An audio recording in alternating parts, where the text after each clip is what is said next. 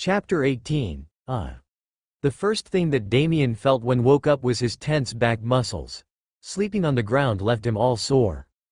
Damien remembered lazily doing that before, but the uneven rocky ground couldn't be compared to the flat surface floor in his house. To make it worse, he hadn't taken off the uncomfortable armor either. Never again, although there were some rags that the goblins used for sleep. Not only were they useless, but Damien had to use them all to wipe the scattered blood. As for the armor, Damien made a last-second choice not to take it off before passing out. While the protection it provided was questionable, it at least protected him from getting injured by the rocky ground. Taking it off and letting it fall apart into a pile of scraps didn't seem like the right option either. I hope. The many problems that Damien had to find a solution to had now increased by one. Considering everything, proper sleep seemed like an impossible luxury. At least I can catch my breath now. While he didn't know how long he had slept and felt pain everywhere around his body, Damien was relieved at achieving his primary goal, recovering his stamina. Raising his back, Damien took out one of the torches to remove the veil of darkness.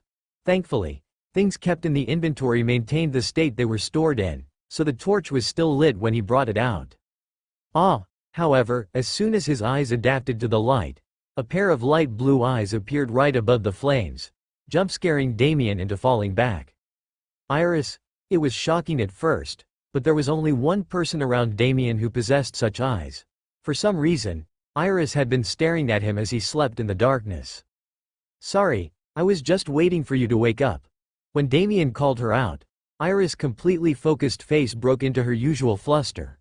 At the very least, it seemed like she had no intention of scaring Damien as soon as he woke up. "I see. Hang back a little further next time, sorry." As usual, Damien felt a sense of uncomfortableness resulting from the strange link between him and Iris, and the way it worked. He truly needed to ease the tension soon enough. "So, is there something that you want?" "Yes. I gave it plenty of thought like you asked me to, and I believe I can come to terms with whatever the truth is. Can you?" Of course. In all honesty, Damien didn't expect Iris to recover from her shock this quickly, but he was more than willing to explain everything as he understood it. "You see, your body is a bit special. It needs, trying to frame it as nicely and concisely as possible." Damien adjusted his posture to a cross-legged one before laying out the reality to Iris in hope she could move on. "So, it's not because I was incompetent, but because nobody gave me a chance?" They had to exchange words a few times before Iris got the complete gist of it. Just as anyone would expect, she was perplexed by the absurdity of her talent as her mouth stayed open out of speechlessness. Of course, the chance that Damien was making things up crossed her mind, but Iris paid it no heed. Compared to her pathetic self, he was the one that showed her the impossible. At this moment, she wouldn't hesitate to believe him over herself. "I know it's messed up, but all people have to face some hardships, some more than others. At least in your case, there ended up being a way out." Damien didn't really know why he was suddenly being so philosophical, but it felt like the right thing to say for some reason. "Thank you. No need. Our fate is already tied together, helping each other is the least we can do." Receiving a positive reaction before Iris returned back to contemplative silence, Damien finally propped himself to stand up before hanging the torch back in its place. He wasn't sure whether this was day or night. Nonetheless, to him who had just woken up, this counted as a new day.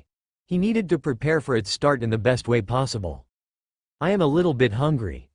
Eating was the least of Damien's worries when his life was flashing by every second, but after an assumed night of sleep, his stomach was starting to protest. It was asking for breakfast.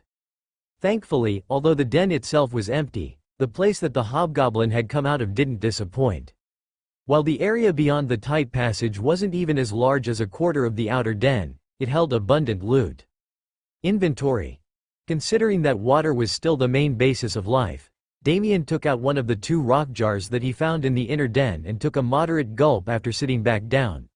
Only then did he turn to the weird jerky which he found even more off inside. This should be safe to consume, right? Beef jerky. The preserved meat of a minotaur.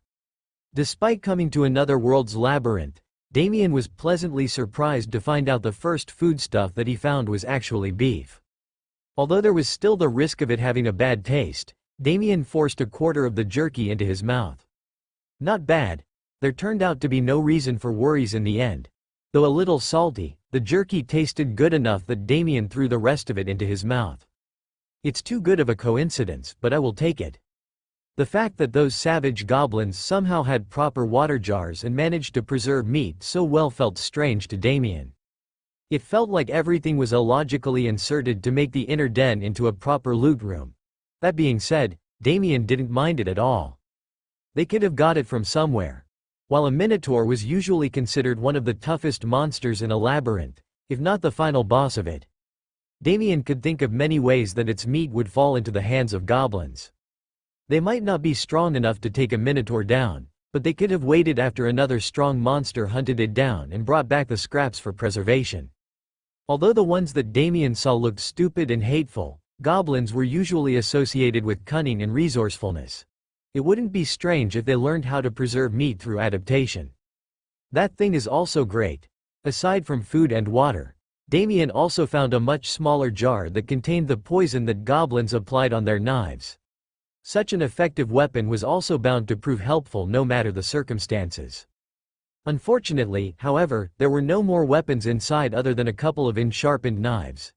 The only worthy piece of armament that Damien had earned from the den was the goblin bat followed by the short sword. Naturally, he still kept all the knives in his inventory for the sake of the future. It must smell deadly in there. Now that he was wide awake, Damien wanted to take another look inside the inner den to see if he had missed something, but it was too late for that.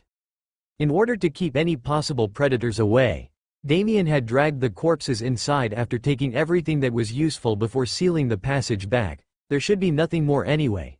Choosing to keep his subjective optimism, Damien stood back up again and did a few stretches before taking the torch back into his hand.